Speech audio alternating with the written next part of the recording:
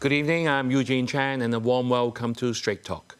Our guest this evening is Professor Frederick Mao, founder and director of Performing Arts Asia.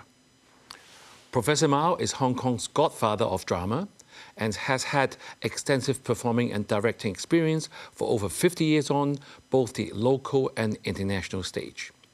In 2004, he received the Bronze Bohemian Star for his contributions to Hong Kong performing arts and has been named Best Director at the Hong Kong Drama Awards no less than 5 times.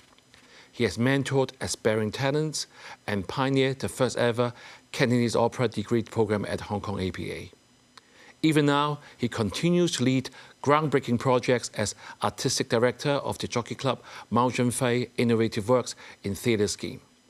This evening, we have invited Professor Mao to talk to us about how performing arts can contribute to Hong Kong's future. Welcome, Frederick. Thank you. Thank you for having me. Frederick, perhaps we'll start with a little bit of your background. Okay. You were born in Shanghai, then grew up in Hong Kong, studied theatre arts in US, where you received a Master of Fine Arts before making your debut at the Broadway in 1976. That must have been quite an achievement for an Asian as a minority at that particular time. So what was performing in the US as a minority like? Can you share with the viewers? Sure. Actually, I was very fortunate because when I finished study in America, I was able to join the professional theater community and started as an actor, director, and eventually even for a short period of time to be the artistic director of an American company, which of course I learned a great deal there.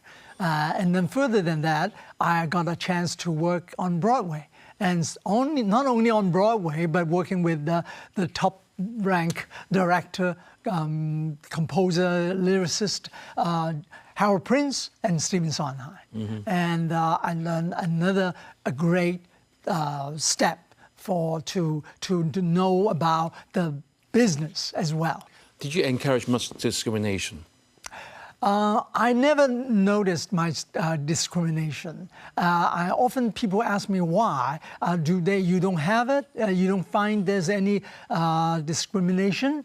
And I said, maybe not, but maybe yes, because I didn't feel it that way because right. I was born in China. I was educated in the Chinese culture, and I know what I got in my pocket. Right. And I think that gave me the confidence. Exactly. Yeah, to study there. So when the Hong Kong Academy of Performing Arts, the APA, was established in 1985, you moved back to Hong Kong with an invitation to be the head of acting at the School of Drama. That's right. And you have involved in training many esteemed actors that we know in Hong Kong, such as Anthony Wong, Jie Guan-ho, Louisa So, and Alice Lau. I think the list will go on. So how good are our stars as compared to those international stars on Broadway or the West End? Well, I think they are just as good. If not even, they have their own particular characteristics of Hong Kong young talents, you know. And so when I came back to Hong Kong to teach, I didn't bring everything from America and just sort of just laid on them. You know, I have to find out who they are and how to teach them how to become an artist themselves. Mm-hmm. And they did, and which I'm very proud of. Today, actually, many of the young performers are actually not only on stage, but backstage as well. They are the true Hong Kong talents that I witnessed. Right, so great to know that we've got first-class talent in both the front and also backstage as well. So Hong Kong being a cosmopolitan city, and now we have world-class performing venues. Mm-hmm. So why are we not renowned internationally, let alone say Asia, for performing arts? So what is the missing link? Why are we not up there with the West End and the Broadway? Okay, there's several reasons. Then one of the most obvious reasons to me, in my experience, is that we tend to stay in the very early stage of development, which is the government give the funding and to subsidize the people to get started, which is good. Otherwise, we don't have the Performing Arts Foundation today that we established. But actually, we have to move forward.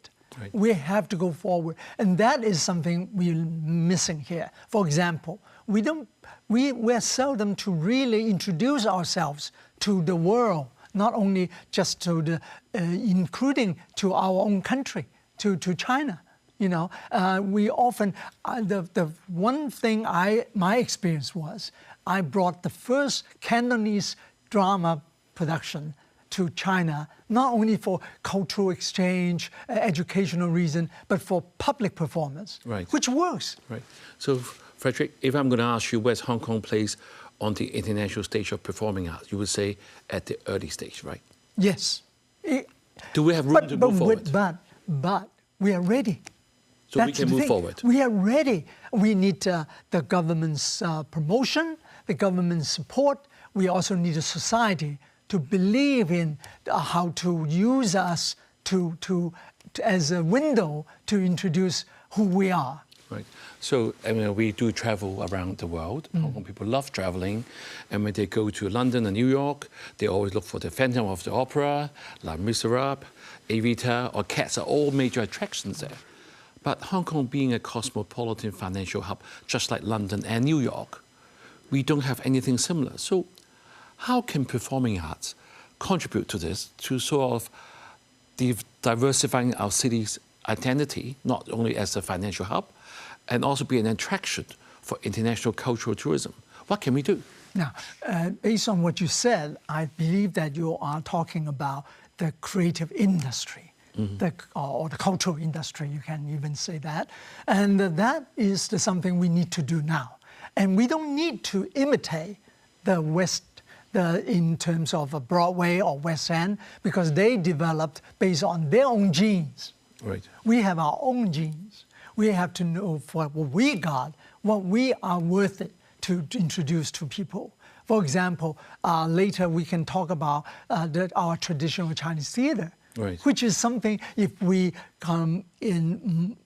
make it more contemporary and that can reach the modern audience, the young audience, then we are moving forward, really introducing what kind of things we can do. Right, you know, Hong Kong government, we're trying to do this Night Vibes Hong Kong campaign, trying to boost up the economy. And I don't see many Chinese opera performing arts being involved. Do you think we will develop some sort of a good show one day that can be part of this? Now, there's one reason that we don't see that many, because when we are what they're doing is with this government support, we tend to, I'm talking about the Cantonese opera now, tend to stand still, which is not enough to reach the majority of the audience. Not even talking about going abroad or talking about to China, but even for local young audience, there's a gap, you know. So we need to use the tradition, but to use it as the agent for changes. Right. So, Professor, before we go to the break, I'm going to ask you the last question. As you know, arts and culture, creative industry, to many are very abstract.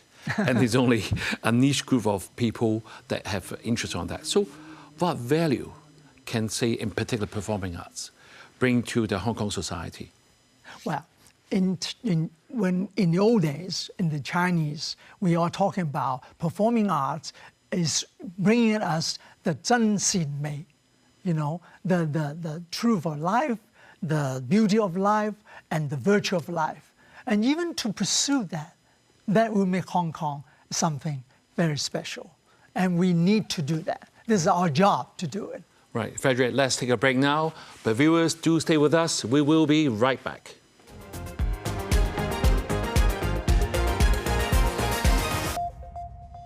Thank you for staying with us. And we have Professor Frederick Mao with us talking about how performing arts can contribute to Hong Kong's future. So, Professor, in the first half, you said it's very important for city to have our own identity so that we are united to move forward. So, and I know that your passion is Cantonese opera, and you were the founding chair of the School of Chinese Opera in the APA.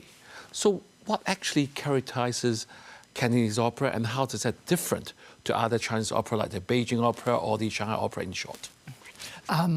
Chinese opera is very special and especially the Cantonese opera, as from the very beginning, is also an art form that is very open and very free to absorb things from the old and new, the East and West. You know, in the early days, when our pioneers like Si Kok Sin, right. and he used piano in the music in his orchestra, as well as the violin, which is still using in Cantonese opera. You know, so that's why I see the Cantonese opera as one of those art forms that we can explore to find the innovative development. Right. You know, in 2009, the Cantonese opera was included in the UNESCO representative list of the intangible cultural heritage of humanity. And in 2019, the Sichu Center was built for that, further promote its rich heritage. So how good is our local production to Hong Kong? And do we have the talent that we need to attract international audience? Right. Our local Cantonese opera troops has been very actively performing these days because the government is really, the current government is really fully supporting the development, the further development. But I think was one lacking is that the Cantonese opera community itself tend to stand still, you know. Right. So people like me who loves the traditional theater, our Chinese traditional theater, which I have a very, I grew up with it, you know.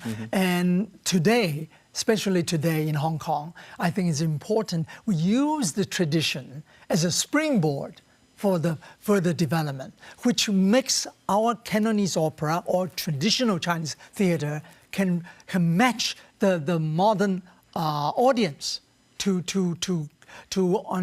be in sync right. with them. So, how popular is this genre in Hong Kong right now?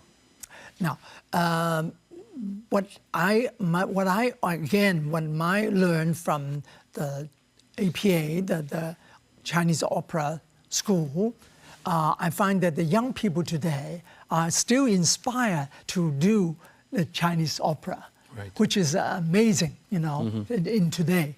And so I think that it's very important to join them, to bring them together, to explore the new ways to do the Cantonese opera, which can be combined both the old and new, you know. And the thing is about Chinese opera, which one other thing is very important, which is that the whole Western theater is really very keen on to explore, but they can't because that doesn't belong to them. Right. It belongs to us.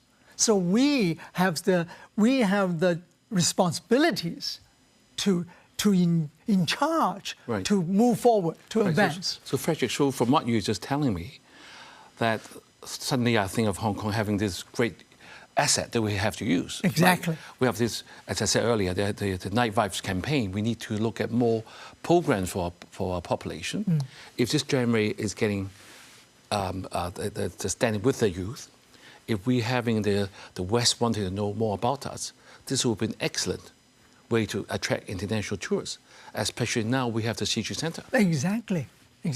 You know, I've been involved with the West Kowloon, the development, as well as the many different things that the government tried to do. But eventually, I think that we, as the practitioners, whether it's Cantonese opera or theater practitioners, we have to take in charge of to move forward. Right. You know, and that's our job, and especially for today. You know, because today. Maybe you think that I'm distracting from the things you're talking about. The AI age is coming. Right. But the performing arts is one of the virtue about it is the real contact, the human contact. Right. You know, like the Japanese director Suzuki would say that we have to probably is the last place we can have the human energy, the animal energy contact. Right. You know? So, Professor, I mean, thank you for being so passionate about the whole thing. And it has been said that Hong Kong has been a cultural desert, but now we have the West Kowloon Cultural District, and now Hong Kong has been part of the 14th five-year plan of our country.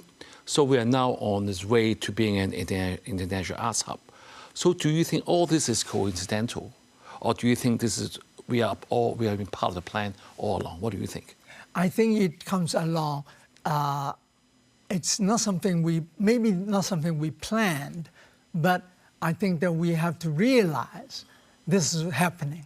Mm-hmm. And that's why I said earlier, I said that I embrace the mission that we got mm-hmm. about the meeting of the exchange of the East and West, right. because this is exactly what Hong Kong can in charge right. of. Right. So far, from what you're saying, I think we should be very positive with your pushing behind and with the unity of the whole profession. We'll do well in this sector to help Hong Kong to move along in the 14th five-year plan. But I could ask you some very direct questions sure. at the Straight Talk. You know, the Western media often talks about the limits of free speech and creativity. And they would say, oh, because we have the national security legislation right now. So has this limited the Hong Kong performing arts in any way? No, I don't quite believe that, because I think that we as the artists, or whether we are the arts practitioners, we have to have our own principles. The principles, I don't need to use the Western standard. I just use the traditional Chinese standard. It's called 真善美. Right. The truth of life, the beauty of life, and the virtue of life. Right. Just to pursue that, we are making great work. Right, so there's nothing being limited in the performing arts industry because there's new law coming in. Yeah, because otherwise we are only close ourselves. Right. You know, in fact, for me, over the years, I study, I practice, and I teach, and today I realize that we have to continue to learn right. about who we are. Right, Professor, you know, artists by nature are more idealistic and have romantic ideas about revolution, just like in other parts of the world. And as a result, during the 2019 social unrest in Hong Kong, some students from the APA were accused of being involved. So how can the performing arts community contribute to the healing, the resilience, and the unity of a city? Well, now we have to accept the fact that in the past, because Hong Kong was a colonial city, okay? And so in a way, the Western influence, the Western education is very much there, and definitely will influence ourselves, okay? But today, we have to realize that we have to move forward and to relearn who we are. Right. I feel in some way guilty about not introduce enough of the traditional Chinese history, literature, our traditional arts to the younger generation. Right. And Frederick, now Hong Kong is going through some challenges economically, and after the COVID, the 3 years of COVID, and I mean everything's starting from ground zero again. But I'm very happy to hear that the young people embrace the new genre of the Cantonese opera. So can you actually make this industrialize the whole sector so that it becomes an actual economy on its own? Is it possible? It's possible, but we have to realize that what we need to do is on our own, not just following slogans or some high wordings, you know, and that won't work, right. you know, because, for example, how to tell we always talk about these days, tell a good Chinese story. Hong Kong story Tell as well. Good Hong Kong story. Do everybody know what that means? I don't think so. Right. You know, we talk about investments. You know, you see what I mean? Yeah, I see what you mean. So investment from private sector, I'm sure, is something that you look for. In the US, we know that they have the Rockefeller Foundation. So what sort of private investment do we have in Hong Kong? I mean, are big corporations into this at all? You bring up actually is a very important question, because earlier I didn't have the time to explain further, is the society has to also relearn about how to support the arts, because the arts and culture, it really is about us, who we are. So if the society would support that, and of course there could be something to do with the government's policy, how to sort of pushing the society to support this. You know, for example, in America, the Rockefeller Foundation, you know, the government really pushing them to do their job. Right. You know, and even when I was studying in America in the last decade, last century, and they're already supporting the young people to do the work. Right, Frederick, we've now come to the end of the show. I think it's a very important time for you to talk to our Chief Executive, John Lee, and our Secretary for Culture, Sports and Tourism, Kevin Yeung. They told me to watch the program. Oh, I see. And then you've been saying to us that the government have been doing a lot of things. We've got the 9 performing groups, and they're putting money into it. Tell them, from your point of view, what can we do to make sure the performing arts industry become an important part of the future of Hong Kong? Okay. I think that a couple of things I would bring up. First of all, I think the government could pay more attention to the software than just the hardware. Right. Because we always heard that theater is made by people, not buildings. Right. So the software is what our strength is. Right. One, yep. The one. The second thing is that focus more on the content and the substance of the work. Right. And not just a systematic approach to get the job done. Right, okay. Okay, that's another thing. And finally, the funding. And even in the Cultural Commission, I will bring up that idea to share with everybody, is the funding system, which is very good at the beginning. Right, very in short, I know that government has been putting a lot of money into this arts and culture. Yeah. Are they putting the money in the right place? That's right. They need to adjust. Adjust to put more money into really rewarding the target achiever. Okay, right. Right, thank you, Frederick, for a very enlightening discussion of the performing arts scene in Hong Kong. You have definitely highlighted for us how performing arts can contribute to the future of Hong Kong and shape us into an East-Meets-West centre of international cultural exchange. Allow me to share with you with a quote from film director Zhang Yimou. Art is the voice of a nation's soul, and through our creative endeavours, we shape the future of a great civilization. Let's embrace fully all that Hong Kong arts and culture have to offer. Have a good evening and see you next week.